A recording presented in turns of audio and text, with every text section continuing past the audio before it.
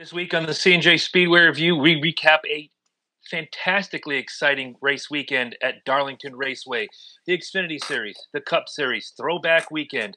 We also have the Truex JGR rumors and my personal rant on the Ross Chastain Kevin Harvick dust-up at the Xfinity race. Welcome to C&J Speedway Review.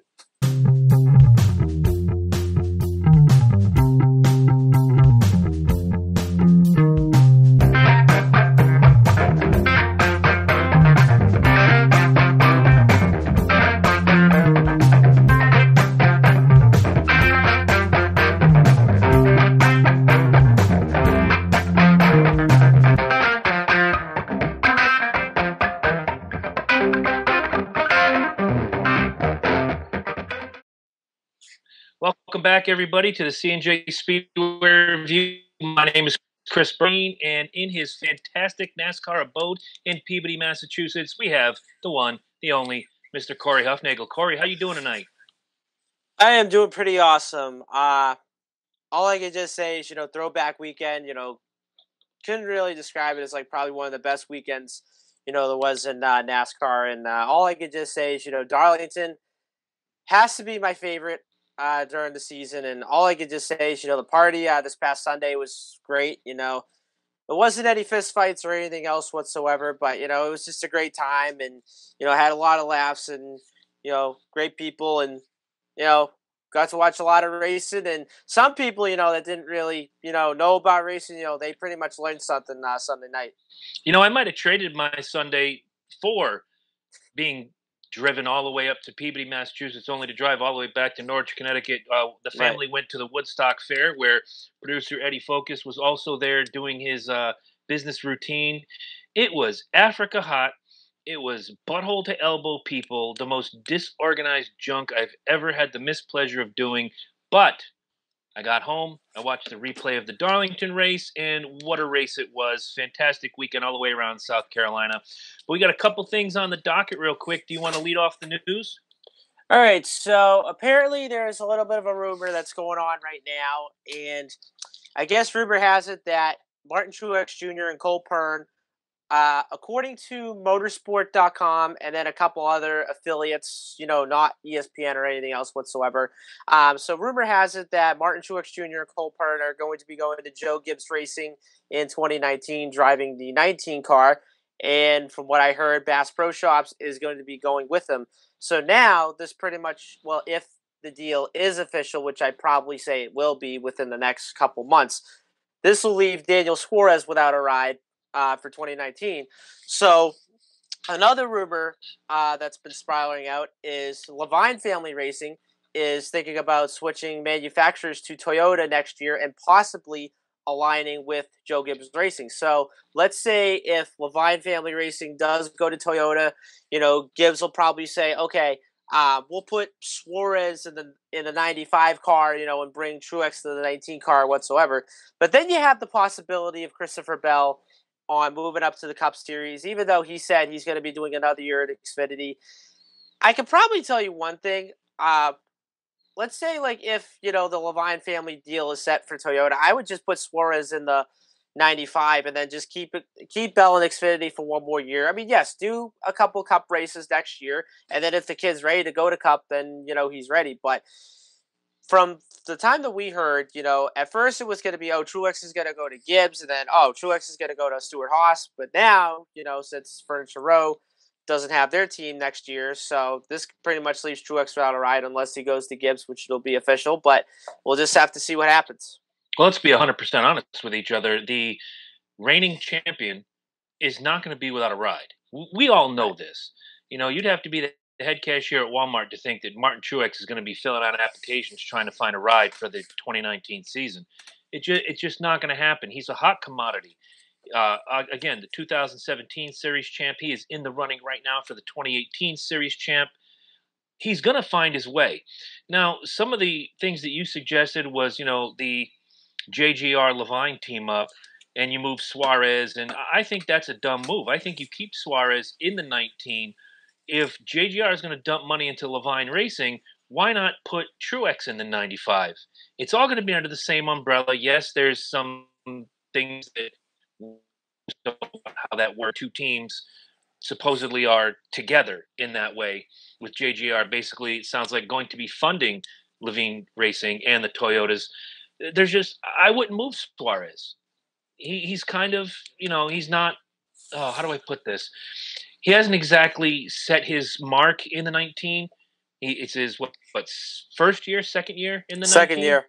Okay, so it's not like moving a young driver to another team is going to be the worst thing ever. But he's got a contract with Joe Gibbs Racing. How does that work contractually? And I'd love to know if you're contracted to JGR, but you're running for Levine. That basically means JGR is going to have 5 teams rather than 4, which goes against the 4-team limit that NASCAR set some years ago.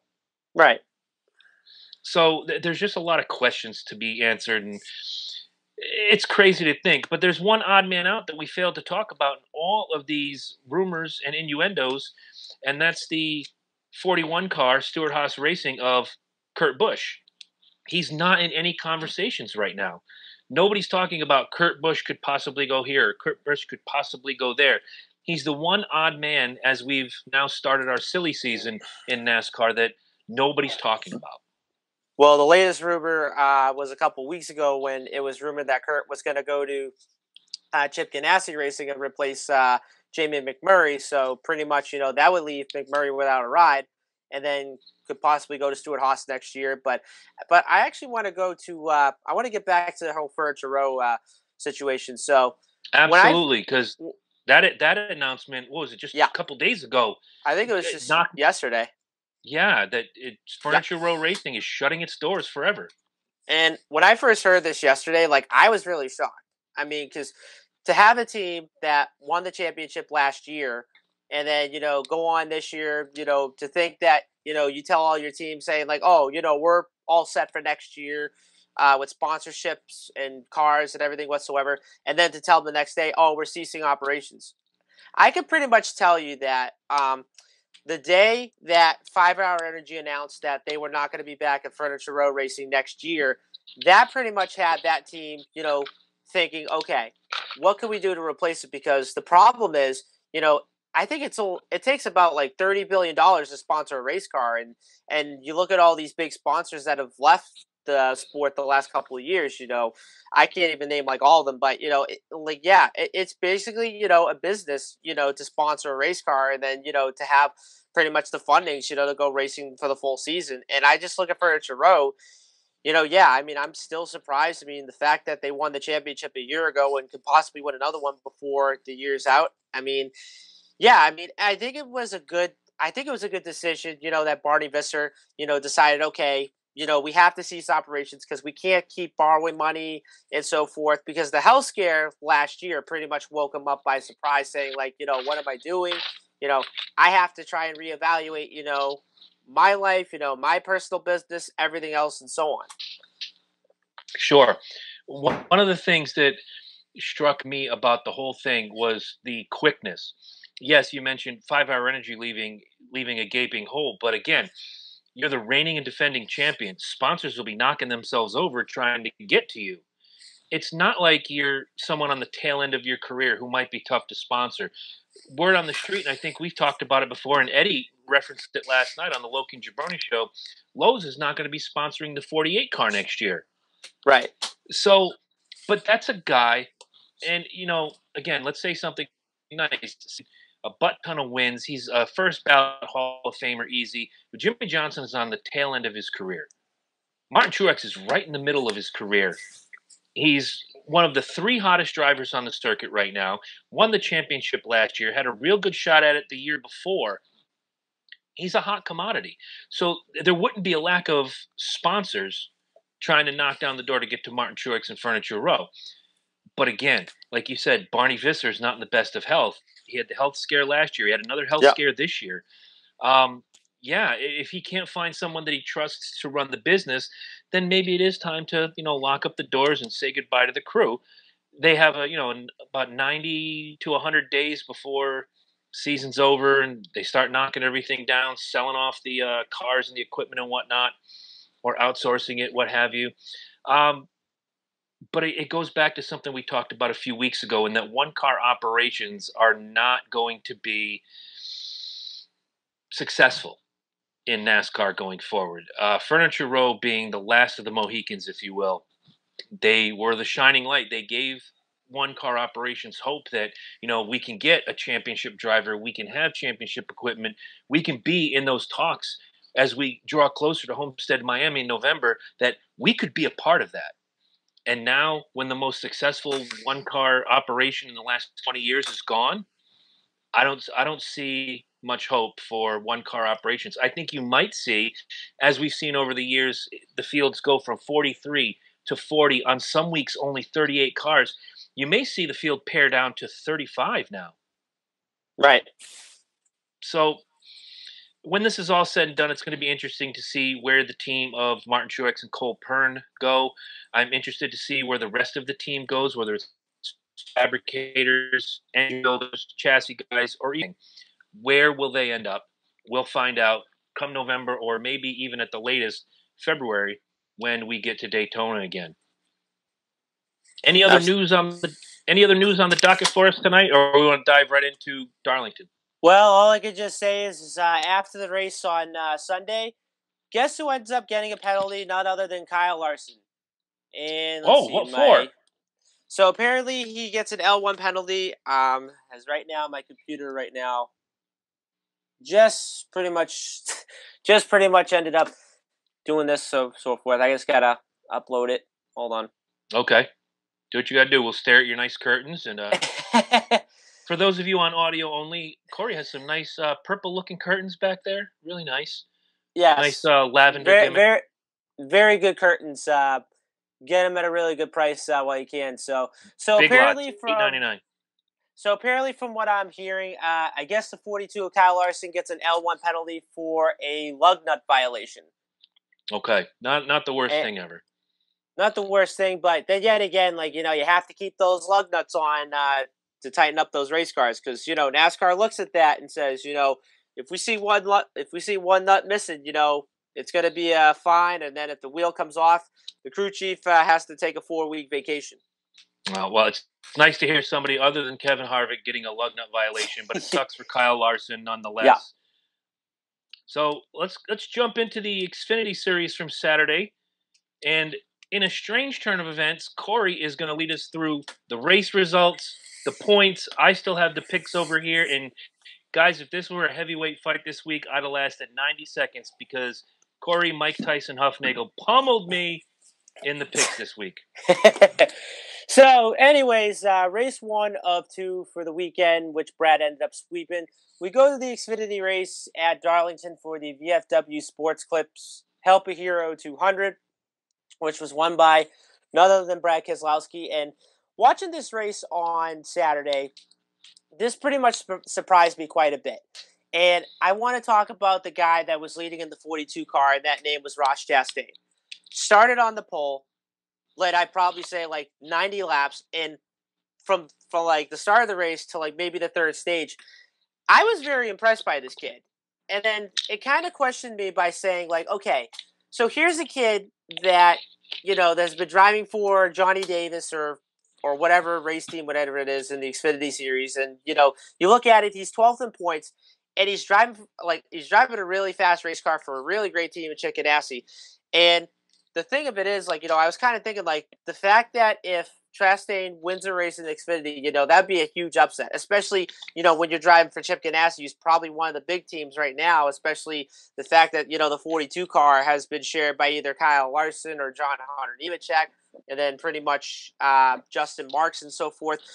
But the real incident and the real controversy happened around 35 laps ago when he and Kevin Harvick tangled, coming off the backstretch. So what happened was, from what Harvick said in his interview, I guess Chastain was right on his door, and then Harvick tried to chase his car up the racetrack, and then both guys, slid up. Well, Chastain ended up hitting the wall, and then Chastain, in retaliation, pretty much spun him out, saying that, hey, you took me out, you basically just cost me a win, you cost me the win of the race and so forth. But the one thing that I kind of stopped and looked at, I kind of noticed, and I said to myself, okay, maybe he's never been in this situation before where he's leading the race, and the next thing you know, somebody spins about, whether if it's not on purpose or if it was whatsoever. I don't really know, but to come back and finish in 25th, not the best run, but I'd probably say not the worst run. He comes in the top 25, and all I can just say is, not only he surprised me, but he probably surprised a lot of team owners on Saturday.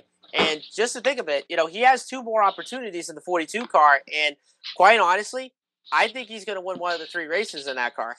I don't doubt that. And now, for the moment some of you have been waiting for, I promised you a little rant on this, and I'm going to hit it now. Okay. I'm looking at it pretty objectively.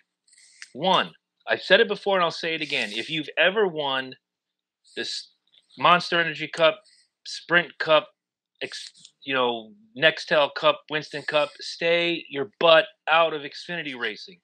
I've said it for years. I've said it on this show every single time that the Cup guys overtake the Xfinity Series. Brad Keselowski, former champion, don't go. Kyle Busch, former champion, don't go. Kevin Harvick, former champion, don't go. Let the young guys have their building block area. So right there, for all you Harvick haters, I'm on your side. Okay, let's move to Ross Chastain for just a minute. Ross Chastain, I went back and I watched the race. Thank you to the NBC Sports app for being kind enough to show replays after the fact. Ross Chastain had been wheeling that car something fierce. Ross Chastain had the best car on the track. There was only 1 or 2 other cars that could even come close to Ross Chastain. One of them was the 98 of Kevin Harvick. Now, after the wreck, I've seen the videos. I watched online people losing their minds, including a very good friend of mine. Harvick is a piece of excrement. He's always been a dirty driver. No, he hasn't. What I want you to do, for all you haters, is go to your little YouTube gimmick when this show is over and type in the name of your favorite driver. I don't care if it's Kyle Busch. I don't care if it's Dale Earnhardt Sr. I don't care if it's Dale Earnhardt Jr., Jeff Gordon. Go type in their name and then type in starts a wreck or spin somebody. They've all been guilty of it. Now, here's where I'm going to take the side of Kevin Harvick for a moment.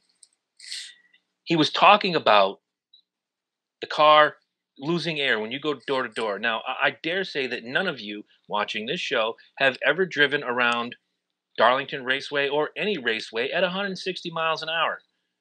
I watched the in-car camera. Thankfully, my little NASCAR app on my phone has the in-car camera gimmick where you can go back and you can see the highlights. Well, they show Harvick is just tearing that wheel up. He's trying to stay off of Chastain. But as everybody knows, it's Darlington. It's the track too tough to tame. And the track will beat you if you can't beat it. Unfortunately, that happened to Harvick. He gets into Chastain. It was not intentional. From what I could see, and for all I know, I'm wrong. But from what I could see, in-car cam shows Harvick didn't do that intentional. Now you just move a little bit further down that. Was it the front stretch? I think it was the front stretch. Ross Chastain dumps Kevin Harvick. Yeah. I totally agree. Absolutely 1,000%. And here's why. You have a split second when you're in that car to make a decision. If for 1 second Chastain thought it was intentional and he goes and he dumps Harvick, good on him. Why? I'll tell you why. Because it's Ross Chastain saying, I'm in a championship hunt here on this series. You're coming to my house and trying to take something away from me. Not going to happen. I'm going to show you that I am tough enough. I am going to show you that I am not going to allow you to walk into my house, raid my fridge, kiss my kids, shut my wife, and then leave. It's not going to happen. Ross Chastain, right, wrong, or indifferent, I agree with him dumping Harvick. Absolutely 1,000%. I'm sitting here with Kevin Harvick gimmicks aplenty. I'm wearing a Kevin Harvick t-shirt. Ross Chastain was right to dump Kevin Harvick. Yeah. Now, we go to the post-race interview where Harvick says, yeah, it was a dumb move. I guess he's not used to driving fast race cars, and he probably won't drive too many more. Dumb move, Kevin. Yeah. Dumb move. Because I seem to remember back in 2001, 2002, there was a young upstart named Kevin Harvick who retaliated against another driver, dumped them. Mm-hmm. Don't play the holier-than-thou hero on this one, Mr. Harvick. Do not. Doesn't mean I'm going to start burning my Kevin Harvick stuff like anti-Colin Kaepernick Jones, I'm not going to do it. But what I'm going to say is, Kevin, you're a vet. You are, by my count, a 17-year vet on the Cup Series, which puts you, if I'm doing my math right, a 20-year vet on the Xfinity Series. And if you want to go back, there was the Truck Series. Back then it was Winston West. I think it's now K&N West Series. Yeah. Okay, you're a veteran. You've seen it. You've been in that kid's position. Now you had the opportunity to go, you know what? He reminds me a little of me. I did that same thing once. So then the announcement comes out just a few hours ago. I saw it online. Kevin Harvick says, the Darlington race was it. Unless something comes up, I'm not going back to Xfinity.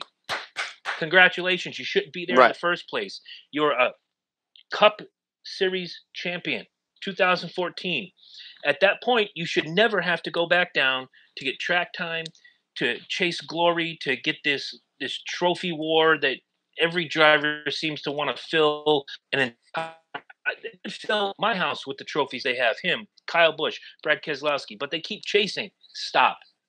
You don't see Aaron Judge on his off day going down to Trenton, New Jersey and playing for the Thunder. You don't.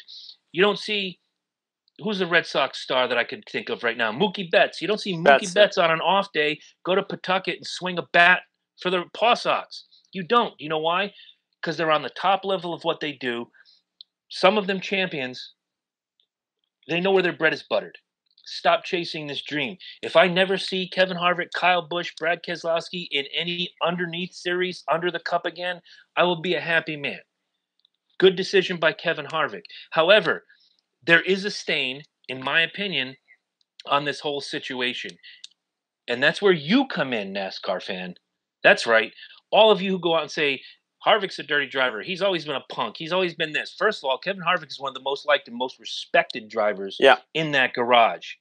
That comes straight from NASCAR drivers themselves. And I have a friend who actually works for NASCAR. So your opinion is out the door.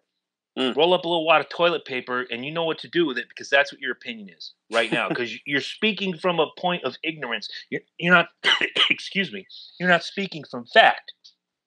Secondly, in that race car, I said it before and I'll say it again as I come to the close of this rant. You have never been in the situation where you are driving 160 miles an hour door to door and there's 40 other vultures out there trying to get that real estate that you want. You don't know. Many of you probably drive your standard everyday car down the highway at some point and a tractor trailer blows by you. Your car does one of these things. It wiggles and it jiggles and it moves around like Jello. Now, picture that at $1.60. Okay? You don't know what happened in that car. Chances are none of you went to any website, went to NASCAR's website, where they give you the in-car camera. And they will show you what was going on inside the 98 of Kevin Harvick.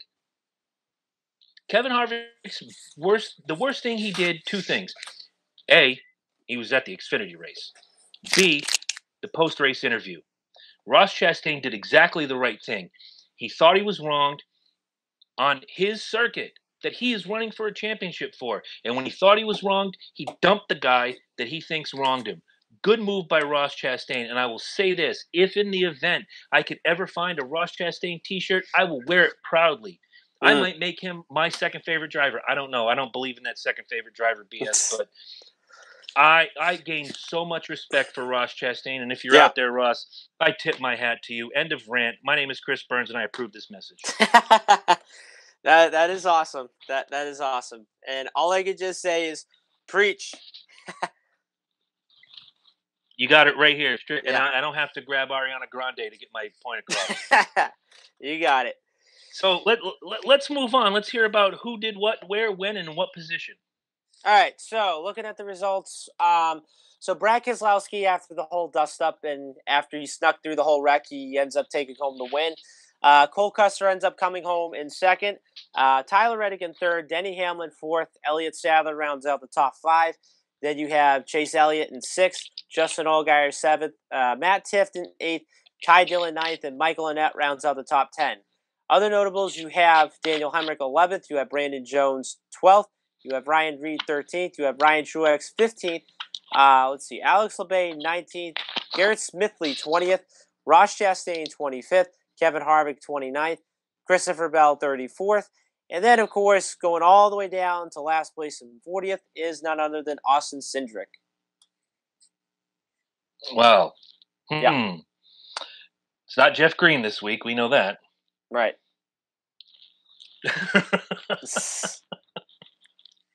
Wow. So, if I got to do a happy and a sad, I'm torn on the happy. I really am. But if I'm going to give it to someone, you know what? I'm just going to throw it at Cole Custer. Still making his case that he is for real. He's not playing around. He wants that championship as much as anybody. My sad is definitely going to go to Ross Chastain. Let the Ross Chastain train drive on this entire episode. Man, that boy had a rocket underneath him, and after that dust up to come home, was it 25th? Yeah. Not a great night for him, but it was a great night for him. He showed that you put me in some good equipment, I'm going to tear this track apart. He also showed, like I said in my rant, if you try to do me wrong, I'm gonna do it right back to you, eye for an eye. Good on Ross Chastain, but he is my sad for this particular race. Yeah. So my happy for this week would definitely have to go to Tyler Reddick. Consistent run for that 9 car, even though they only have the 1 win this season, but good run in that old Milwaukee Chevrolet. And I have to tell you, probably one of the best throwback paint schemes in Xfinity this weekend, representing Tim Richmond. Oh my God, that car was sexy as hell. Yeah, I love that car. And my sad this week would definitely have to go to Austin Cindric, and all I could just say is this kid can't even catch a break. Second lap of the race, he ends up getting caught up in a crash, pretty much not in his own doing, and yeah, you could just pretty much see in his interview afterwards, he was just so frustrated, and honestly, I feel bad for the kid, but then yet again, I'm hoping, something good turns out for him. Right. So let me get to the picks before Corey breaks down the Xfinity points. Once again, I took a beating. So I'll start with me. I took Elliott Sadler as my lock. He finished 5th. I took Austin Cindric as my sleeper. He finished dead last in 40th. That is a grand total of 45. You divide that, my average finish was 22.5. Okay. Corey had a much better week. He took Denny Hamlin as his lock. He finished 4th. He took Daniel Hemrick as his sleeper. He finished 11th. You add that up, you get 15. You divide it by 2, and your finish was 7.5, making you the Xfinity champion of the week. Thank you. F you, bye. I hate this game. I quit. Cannot resist. No, but honestly, I was telling Eddie last night, we were doing the Loki Jabroni show. I says, I don't know what it is, man, but Corey's either got a horseshoe up his butt or it's that Statman Jones thing that you got going on. It's you just see the track and you just envision it. I don't think you've had a terrible week like this one for me. You've had bad weeks, but your bad weeks are even good. Not too bad. I mean, killing me, kid. Yeah. Killing me. All right, so let's get to the points, and we got, 2 races to go left on the Xfinity Series, right? Yep, 2 races left. So break it down for me, Yellow. So looking at the points right now, you have Justin Allgaier with the 4 wins. He is now your points leader, right in front of Elliott Sadler, who is 16 points behind. Cole Custer is 17 points behind in 3rd. Christopher Bell with the 4 wins is 36 behind in 4th. Okay, real quick, stop. Yeah. Christopher Bell, who just a few short weeks ago was leading and owning the point standings. Yeah. Sits now where? 5th. This is why this particular series right now, forget the big 3. This is the most exciting championship run right now on the circuit. Yeah. You may continue. All right, so actually it was 4th. He was Bell's in points. So Daniel Hemrick's actually in 5th with 44 behind. Tyler Reddick is 6th, 195 points behind. Brandon Jones, 7th, 201 behind. Matt Tifft, 8th, 225 behind. Ryan Truex, 9th, 228 behind. And then Ryan Reed, 10th, 329 behind. Austin Cindric, 11th, 339 behind. And Ross Chastain gets the last spot with only 345 points behind the leader. All right, real quick, how many is he to the good over the 13th place, and is there a possibility of him getting leapfrogged in the next 2 races? All right, so doing the math, let's see, 399. Let's see, 399 minus 345. So right now he would be 54 points to the good. Okay, so there's not really, unless he finishes last in the next 2 races, he's pretty much locked into that championship run. Yeah. Okay, good. Good on him. Ross Chastain, my man. That's my pick for the Xfinity Championship. That's my in my heart pick. Wait a minute. That's my in my heart pick. That's not my educated. When we get to the start of the, like we did last year, we get to the start of the playoffs and say, who's your pick? He's not my educated pick. He's my in your heart pick. I want Ross Chastain to win the Xfinity Series Championship, and when he holds up that trophy in Homestead, Miami, I want him to say out loud, "Thank you, Kevin Harvick, for making me a man." That would be awesome. And you know what? I want Kevin Harvick to deliver the trophy to him and say, "You know what? Here, that'd be fantastic. I earned this bit of humility."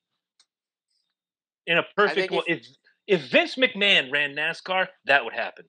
Yeah, I think if you look at it, let's say like if the playoffs started, I'd probably say if everybody picked Ross Chastain to win the Xfinity Series Championship, I think the odds of him win would probably be maybe like 81-1 or maybe like 95-1. Okay, hold on a second. I'm gonna do some math. 95-1. So if I put $100 on Ross Chastain to win the Xfinity Series Championship, that's $10,000. Yeah. Daddy's going to Vegas. No, he's not.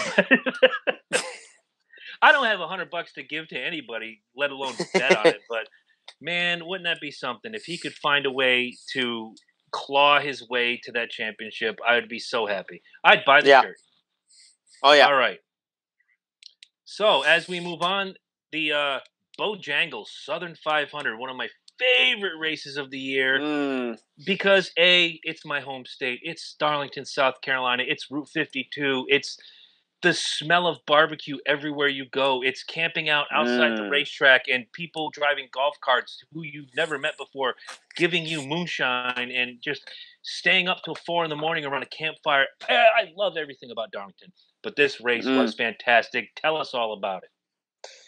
Well, all I can just say is, Brad Keselowski and the Miller Genuine Draft throwback car ended up winning the Bojangles Southern 500 on Sunday night, getting his first win of the season since winning at Talladega last October. And not to mention, his teammate, Joey Logano, ends up finishing second. So this was the one part that kind of, surprised me, but then yet again, kind of questioned me the most.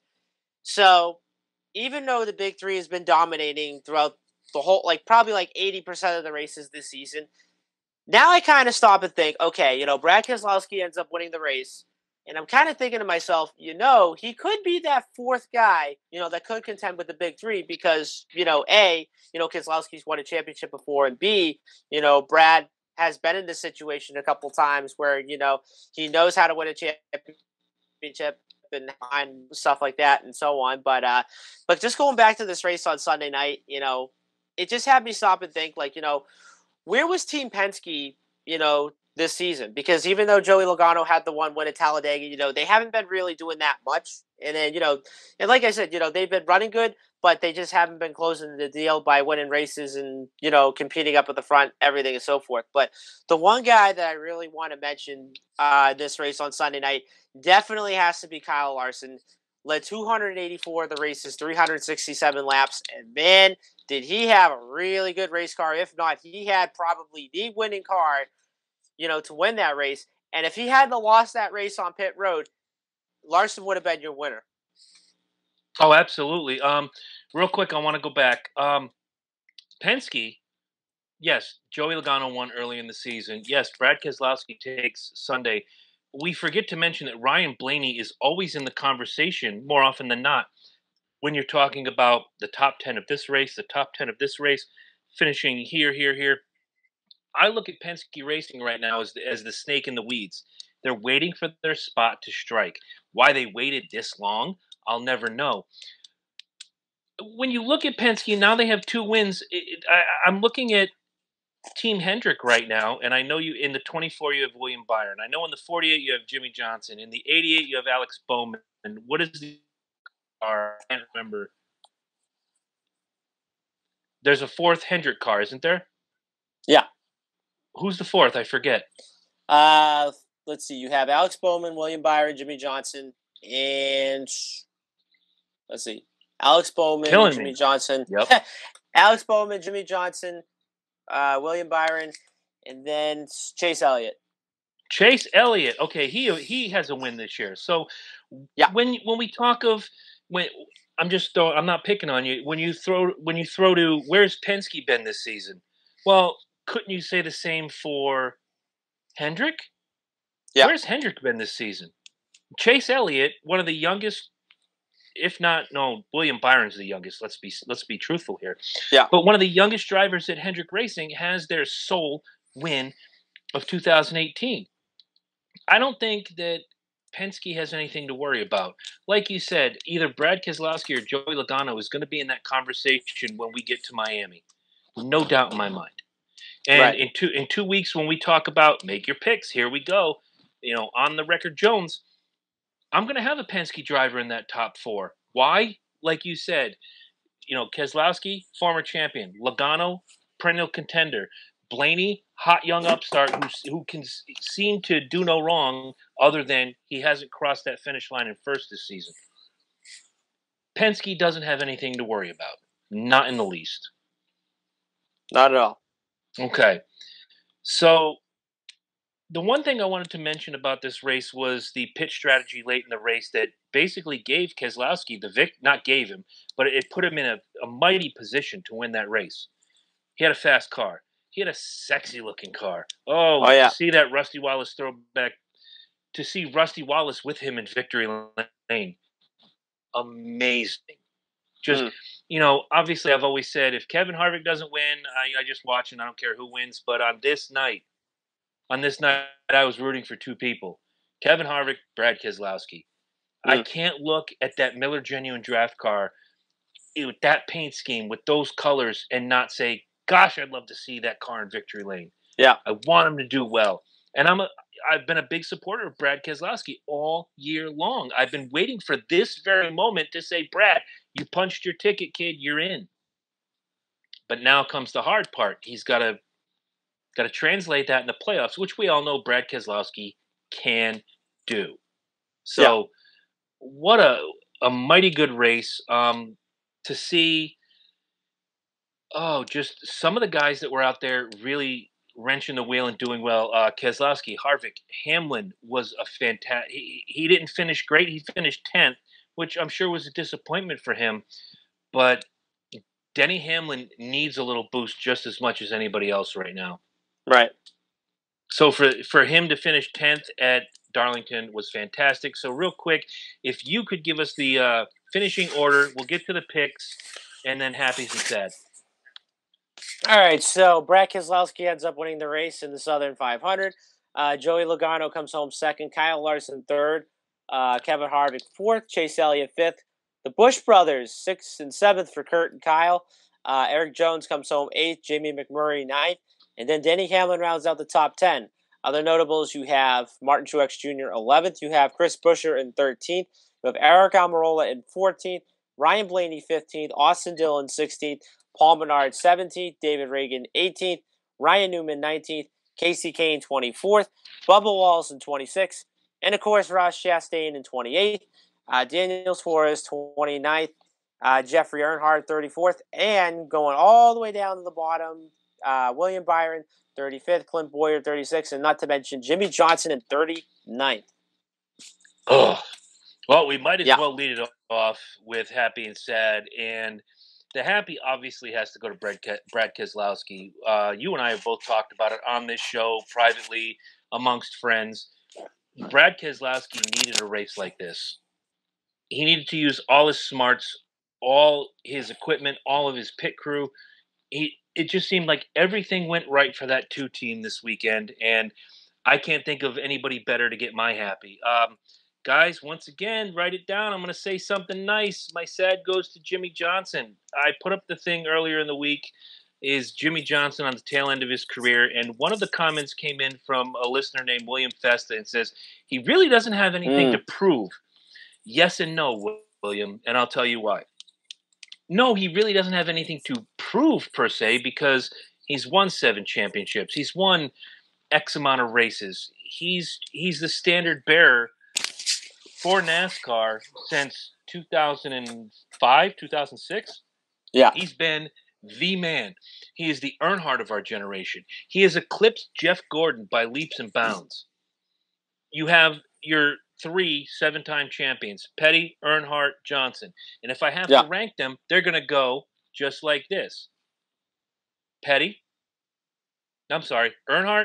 Johnson, Petty. The reason why I put Petty third is because Petty was running twice a week at times, 200 wins, 7 championships. The competition wasn't as fierce for Richard Petty as it was for Dale Earnhardt, as it is for Jimmy Johnson. So you're right, William. He doesn't have anything to prove. Flip the coin over. He does have a lot to prove.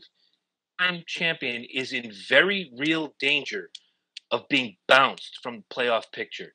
We have watched the steady decline over the last 8 weeks of Jimmy Johnson moving down these standings.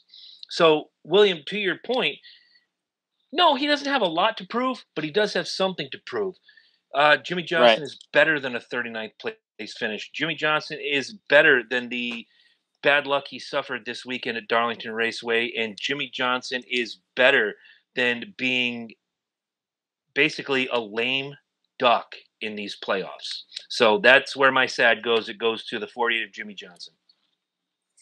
Yeah, so for me, my happy for this one would definitely have to go to Keselowski. I mean, good run for that 2 team.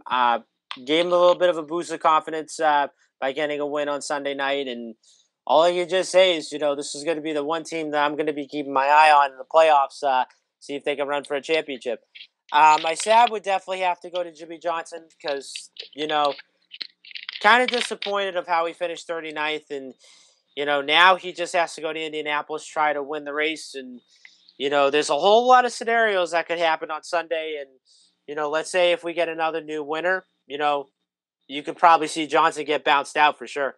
One of the things that we figured out last night at the tail end of the Loki and Jabroni show, by the way, go to iTunes, Google Play Music, iHeartRadio, or wherever you can find us, Spotify, and listen to the back end of the show, the last 10 minutes. Eddie and I were talking racing. Yes, Eddie and I were talking racing. Not Mike, Eddie and I.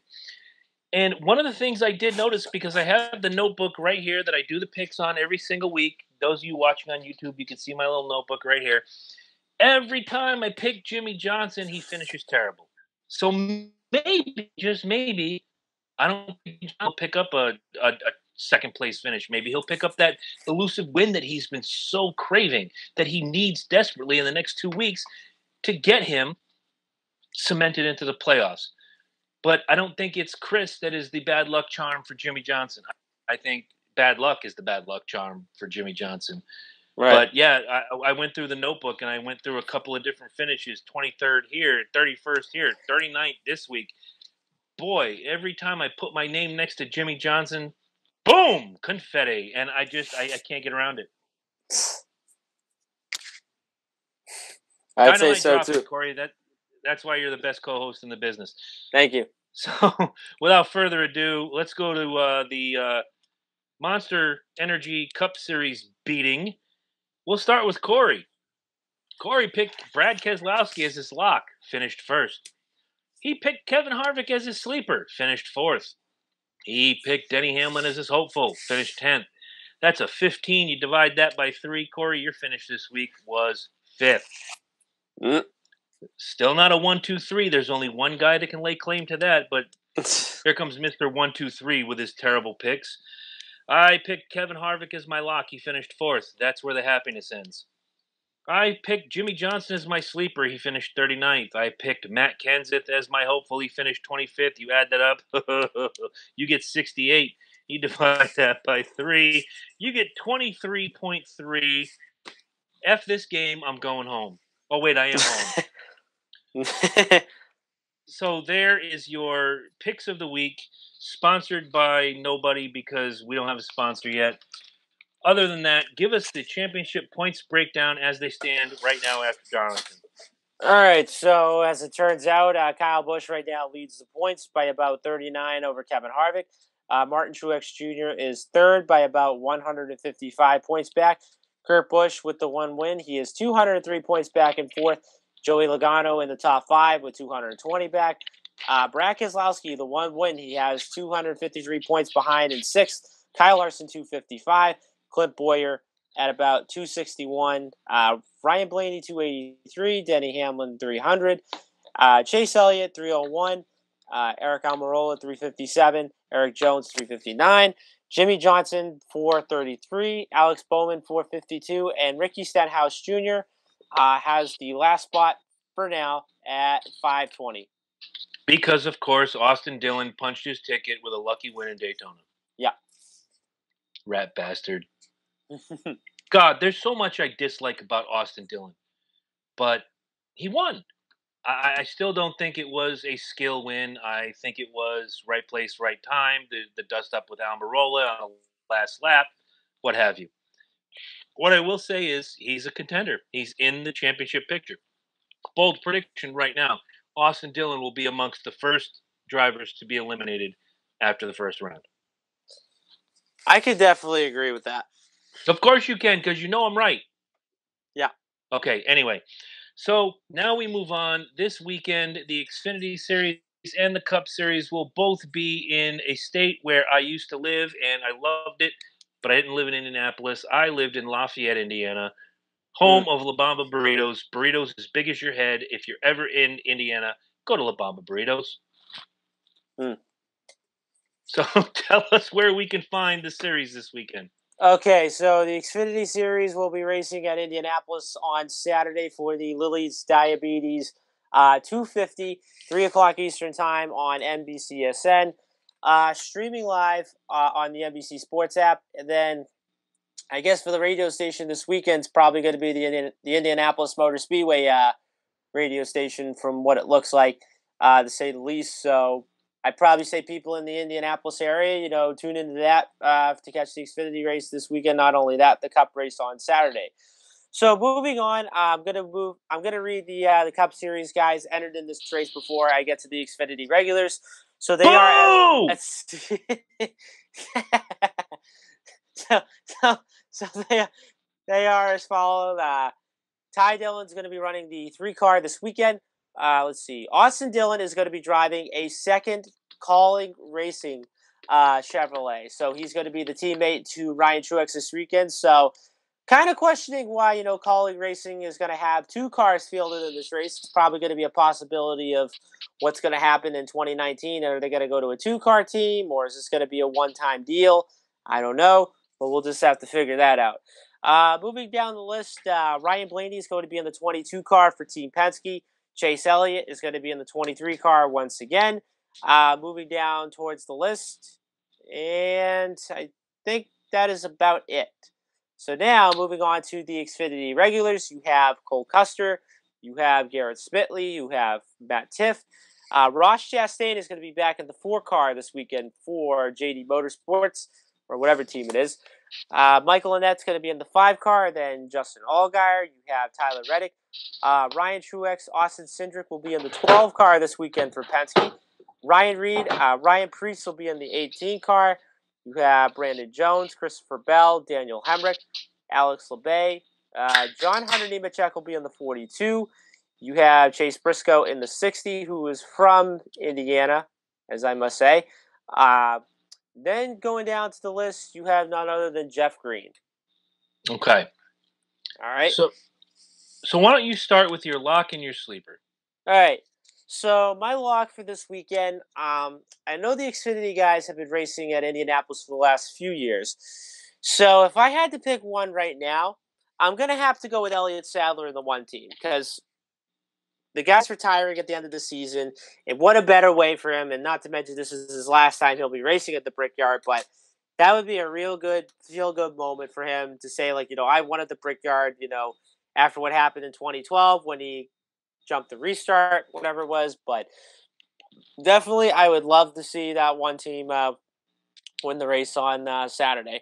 Now, my sleeper, I'm going to go with Austin Dillon because, of course, they're having it. They're going to have a second Colleague Racing Chevrolet, and it's going to.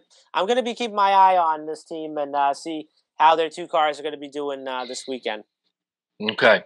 Well, I said it before and I'll say it again. For the rest of the season, I am sticking with the series only. Yeah. So, no Cup guys in my picks for the Xfinity. However, moving forward, are you ready? Yes. I just want to see if you're paying attention. That's why I said that. My lock is going to be Justin Allgaier. He's leading the points. He wants to hold on to that points lead. He not that he needs it, but what a great way to just cement that number one spot, then pick up a win in Indianapolis. They're at ORP this weekend, correct? At the Brickyard. Oh, they're at the wow. Yeah, they've been racing there since 2012.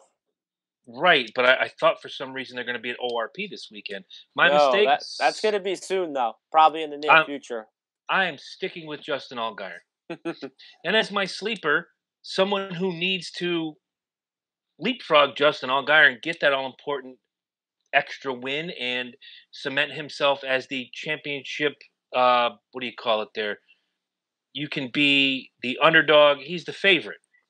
Yeah. So I'm going with the two guys that are battling for the heavyweight championship of the world. My sleeper is Christopher Bell this weekend.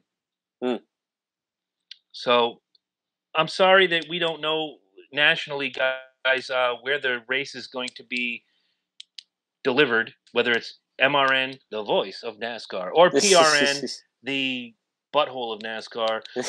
But what we do know is if you have the NASCAR app on your phone, you can get the radio feed. So download it. It is free. Don't get any of the extra bells, whistles, gimmicks, schnabbits, Just get the basic NASCAR app and enjoy the radio feed if you cannot watch the race on NBC Sports. Now, moving forward, Sunday, $65 buys you the whole seat, but you'll only use the Edge. Corey, tell them all about it. So Sunday is the last race of the regular season in the Monster Energy NASCAR Cup Series.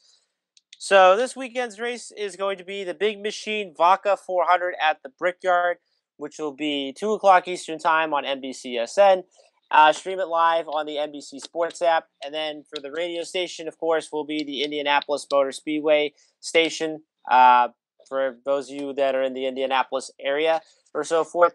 So looking at the entry list, you have Brickyard winner Jamie McMurray, you have Brad Keselowski, you have Austin Dillon, you have Brickyard winner Kevin Harvick, you have Matt Kenseth, Chase Elliott, whose father has won the Brickyard once back in 2002, Eric Almirola, you have Denny Hamlin, you have Ryan Blaney, Ty Dillon, Clint Boyer, Ross Chastain in the 15 car this weekend, Ricky Stenhouse Jr., Kyle Busch, who has won at the Brickyard twice, Daniel Suarez, Eric Jones, Paul Menard, who has won at the Brickyard back in 2011, Joey Logano, William Byron, Ryan Newman, who was also won at the Brickyard before, Matt DiBenedetto, Michael McDowell, Chris Buescher, David Reagan, Kurt Busch, Kyle Larson, Bubba Walls, AJ Allmendinger, 4-time Brickyard winner Jimmy Johnson.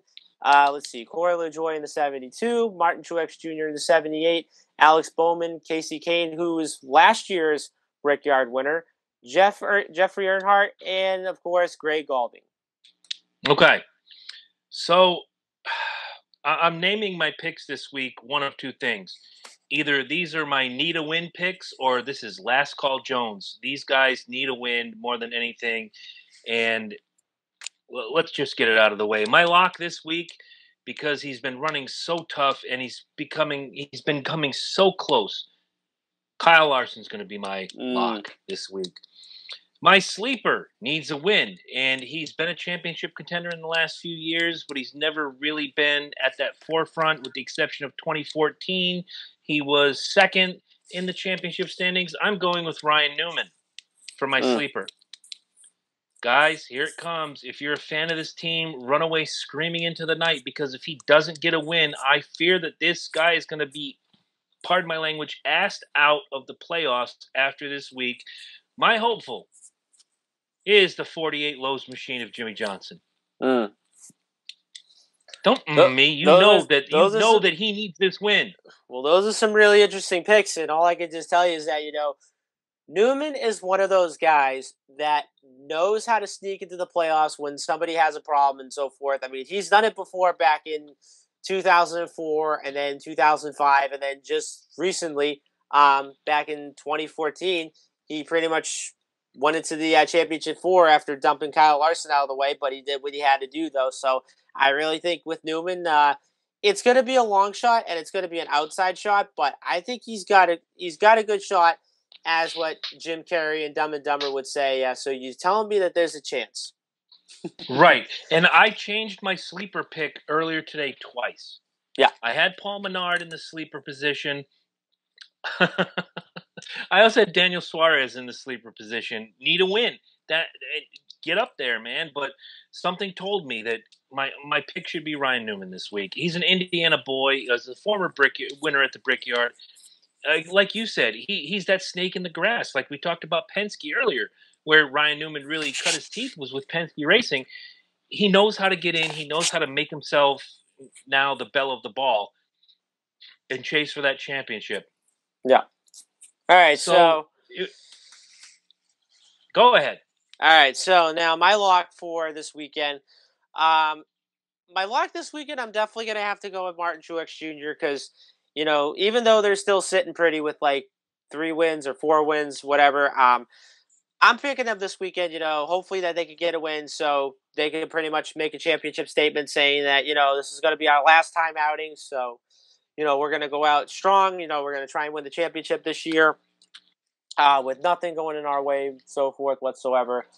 My sleeper for this weekend definitely would have to go to Joey Logano because, quite honestly, Team Penske, as much as they've won the Indianapolis 500 so many times, with so many different drivers, they've never won the Brickyard 400. I mean, if you go back to all the stats and everything else and so forth, their best finish has been second, say 3 times with Rusty Wallace in 95, 2000, and 2002. Now, my hopeful for this weekend, again, I'm going to be picking a guy that hasn't won this year.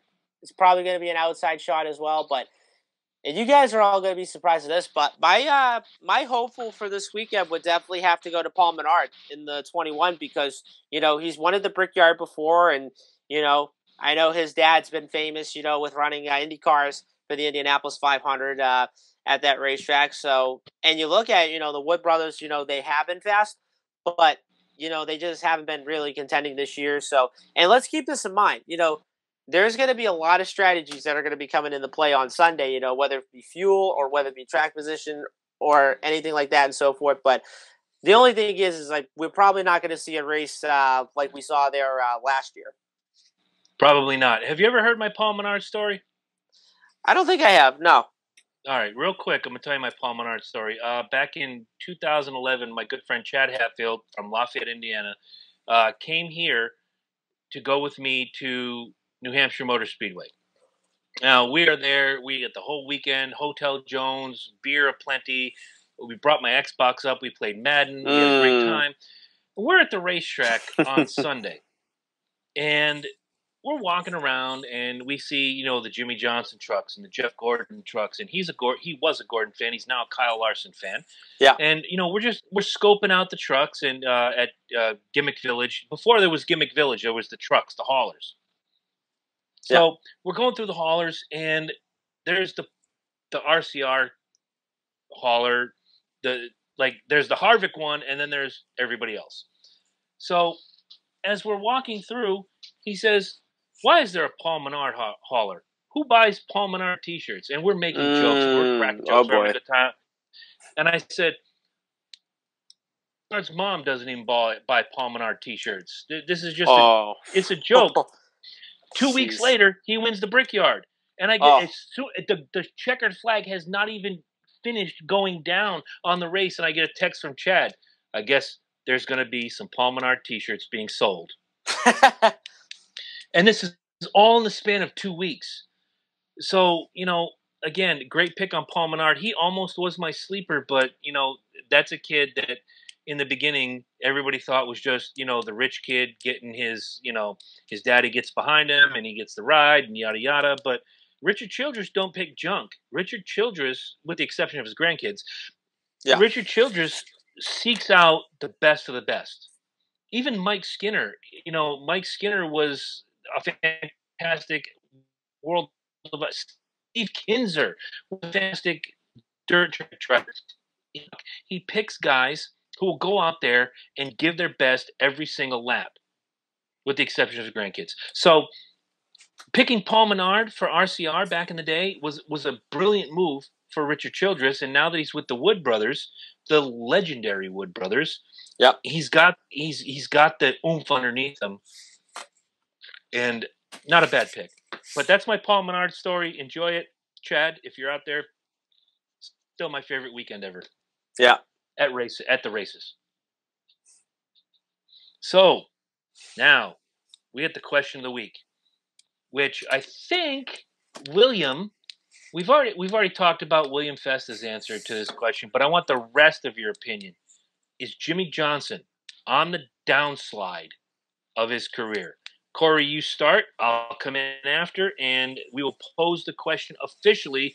If you have a great comment and you want to add it to the C&J Speedway review, whether here on YouTube or anywhere else, on Facebook, wherever, Twitter, if Corey finds a great answer, he's going to bring it. If I find a great answer, I'm going to bring it. Is Jimmie Johnson finally on the downslide of his career? I'd have to say yes. I would have to agree. I mean, 7 championships, there's nowhere to go but down. But to watch this year has kind of been a tad bit heartbreaking. Not that again, if this were last year, year before, I might have laughed. But to see him this year struggle so much, and he's got great equipment underneath him, something is not right in Hendrickland, and they need to figure it out. The panic button has already been sounded. The alarm is going off, and now Lowe's is walking away from their longtime sponsorship deal. Yep. Something stinks, and for whatever reason, he's the victim, I guess. Yeah. I guess we'll find out. But again, maybe Johnson surprises us all and reminds us that I am Jimmie Johnson, and he comes away with a victory this weekend in Indianapolis. Who knows? Right. I mean, if you look at it, I mean, it's, when he first crashed in the Daytona 500 this year, I thought, well, it's only first race of the season, and it's only like one of like 26 races, so he'll bounce back from this. And and once he struggled race after race after race, even the races that that he pretty much won most of them, which were pretty much Martinsville and Dover. I mean, I was actually surprised that he was struggling at those racetracks, and I thought to myself, like, this is pretty much not the Jimmie Johnson that we've saw like the last 5-10 years, like when he was winning, those 5 straight championships and stuff like that and so on. And, you look at Lowe's that's leaving them this year too, now they just have to think like, okay, like what sponsor do you think we're going to pick up for next season? Because remember, it's $30 billion to sponsor a race car. And, and if you have enough funding for the whole 36 races, you're good to go. But my other question is, so let's say if Jimmie Johnson decides, oh, I'm going to retire at the end of the season, who do you think replaces them and why? You know what? You just opened up a big can of worms here, kid. Let's go back to our conversation about Martin Truex Jr. I'm just going to peel the notebook back real quick. Who replaces Jimmie Johnson if he decides this season is it? Yeah. Who sits in the 48? Well, we've seen with William Byron, Alex Bowman, Chase Elliott, with the exception of the one Chase Elliott win, youth may not be the way to go. You may want to go with someone with a little bit of steam behind them. You may want to go with someone who has a championship pedigree, and you may want to go with someone who desperately, A, needs a ride, but B, can be the leader in the locker room leader, if you will, the Derek Jeter, the David Ortiz, the Larry Bird, however you want to put it. They need to be the shining star, and they need to be able to pass off their knowledge and their information to the younger guy. Right. If Jimmy Johnson decided at the end of this year, I'm done, don't be surprised if Kurt Busch ends up with Hendrick Motorsports.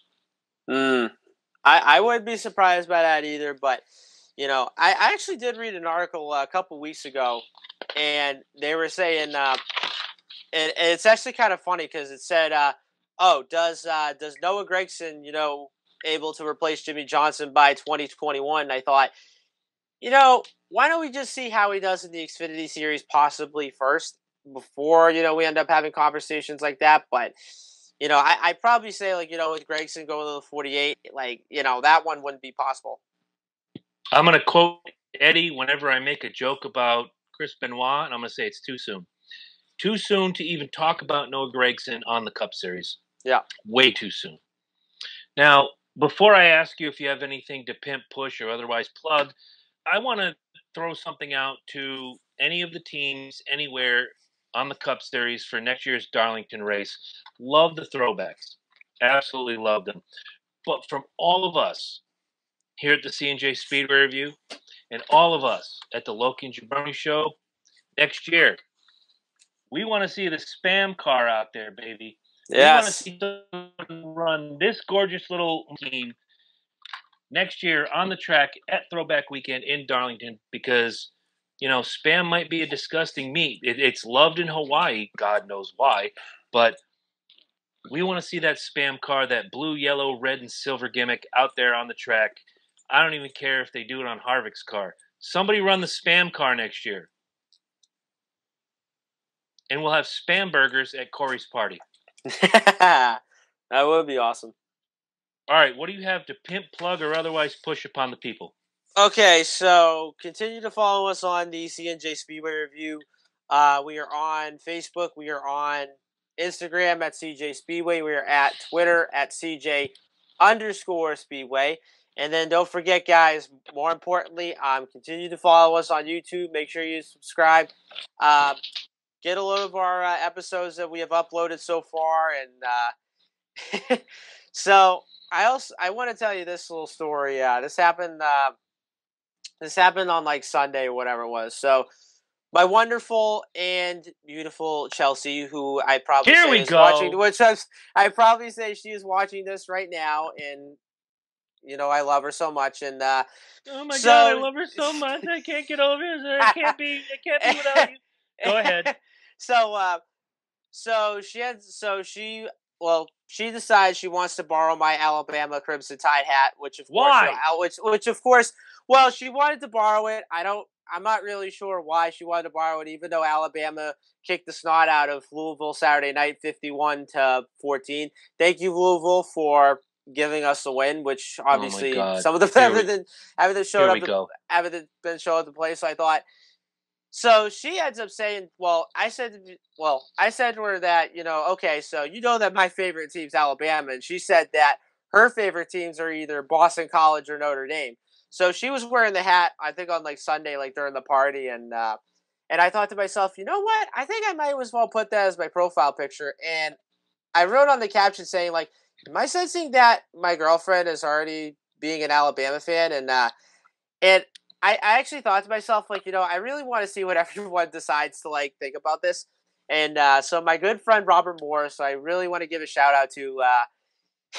The funniest thing he said to me was, he said, so have you talked to her about the Iron Bowl, which is, of course, the Alabama and Auburn game, which is held every year, like the last game of the season. I told him, I said, every game except 2013. I don't want to get into that game because that was, that game was just such hoopla, whatever it is, and so forth. But yeah, so I guess Chelsea was saying, like, oh, so this, that I was a fan of Notre Dame, and I said, I know that. I just wanted to see what everyone's reactions were and so forth. And my goodness, I could probably picture, like, some people will say, like, did you convert her to an Alabama fan? And I said, maybe. Well, she wanted to borrow my hat, so I think it was probably because she wanted to wear it because she loved me, or she wanted to wear it because it may be one of her favorite teams. I'm not really sure, but I'd probably say, and mark this down, I'd say like the first Monday in January when they have the national championship, I'm going to get Chelsea to convert to an Alabama fan. No problem whatsoever. Okay. My personal commentary on this goes as follows. Chelsea, if you're out there, I have 4 words for you. The Ohio State University. That's that. Second, if she's a Notre Dame fan, that's neither here nor there. Did Notre Dame win this past weekend? I believe they did over Michigan. Thank you, Yes. Notre Dame. Continue to support the Fighting Irish, Yeah. Touchdown Jesus, and everything about Notre Dame. Because screw Michigan. Yeah. That's it. Third, if in the event that she converts to the Alabama Crimson Tide and all that garbage, I will not only shave her head in public, I will punch you in the butt for your whole family to see. That's that. Oh, boy. Yeah, it is what it is. Guys, if you're interested in a funny, irreverent, sometimes subversive, and many times slightly vulgar podcast, go find the Loki and Gibrani Show. It is the sister show to C&J Speedway Review. It is the flagship of the Focus Digital Network, and we have a lot of fun. And if we can get Eddie, producer Eddie Focus, to come out of his shell and talk about racing on the podcast, yeah, you know I've done something right. We grow by leaps and bounds every week. A fantastic time. It is all good. One thing I want to impart upon you, and perhaps maybe we should make it a poll on our page, on the C&J Speedway Review Twitter page, Facebook page. Corey, I'm going to leave this to you. All right. You've asked the question before. I've seen it on different discussions, never a poll. What is the best racing movie ever? Now, Corey and I agree it's Days of Thunder. There's no question about it. Yeah. But some of you might say it's Talladega Nights. Some of you might say it's Stroker Race. Yeah. So, Corey, what I'd like you to do is construct a poll, put it out there on all platforms, and we'll give it Championship Sunday. When Championship Sunday is said and done, and I know we tried last year, but I had a little family emergency. I couldn't be there for the immediate after-party gimmick Schneebitz-Fernum. You have all these weeks that you can vote as to what is the best. And Corey, I know your stat guy gimmick. You're going to go out and you're going to list every racing movie ever made, from Stroker Race to Herbie Goes to Hollywood or whatever, Herbie Reloaded or Herbie Refueled or Herbie Gets a Enema or whatever. What is the best racing movie ever made? You already know Corey and I think it's Days of Thunder. Yeah. I know a lot of you think it's Days of Thunder. But what do you think? That's what I want to hear. So this is going to be an exciting weekend of racing. Both series at the Brickyard. I'm looking forward to this. And more importantly, I hate to say this, I'm looking more forward to the Xfinity race on Saturday than I am the Cup race on Sunday. Only because of the tight battle between the top 5 to try to get that elusive number 1 spot. Speaking of the Cup Series, based on the playoff points, when they reset the Cup Series, as long as Harvick doesn't finish, I believe I did my math at 12 positions behind Kyle Busch this weekend, Kevin Harvick will be seated number 1 going into the playoffs because of the playoff points and the wins, of course. So it's going to be exciting on both ends. And to whomever ends up in the final 12 on the Xfinity Series or the final 16 on the Cup Series, I tip my hat. I also want to remind you guys that tomorrow, if anybody texts me, messages me, calls me, or shows up on my doorstep, I will kill you, because the NFL starts tomorrow night. And, of course, you take the reigning defending heavyweight champions of the world, the Philadelphia Eagles, and you put them against who Sports Illustrated says is going to be the Super Bowl champions at the end of the year, which pretty much guarantees they will not win the Super Bowl, the mighty Atlanta Falcons. Right. My favorite. I'll be on my easy chair, soda water in hand. I did the whole cut down on the beer intake thing, so I'm going to watch the football game 1,000% sober and just going to enjoy it, hopefully. To be the man, you got to beat the man. And if Atlanta wants to cement themselves as a true playoff contender, what better way to do it than by beating the reigning and defending champions of the world? And all I can just say is best of luck to your Falcons this season, and we'll just have to see how they do between now and January. Now, Corey, you're a Patriots fan, if I'm not mistaken. Yes. Okay. Quick hit. Who do they got this weekend? They're playing Houston on Sunday at home. All right. So I asked this question pretty much knowing the answer already. Who's going to win? What's the score? It's easy. Definitely going to be New England. I'd probably say if I want to say a score, it's going to be 35-10. I was going to say 45-10. Wow, we're like in lockstep right here. Yeah. Fantastic. Football Jones. I'm excited. We'll probably do like we just did now, like 2 minutes of football talk now that we're going into football season. But man, football season starts. NASCAR Playoff Jones is coming up. This is the most exciting time. And of course, the baseball playoffs are coming up. I already know you're a Red Sox fan. Yep. You and already of course, know I'm the Red a Yankees Sox fan. Yep. And the Red Sox have been pretty much red hot all season. And it's nuts. Unbelievable. It's nuts. Yeah.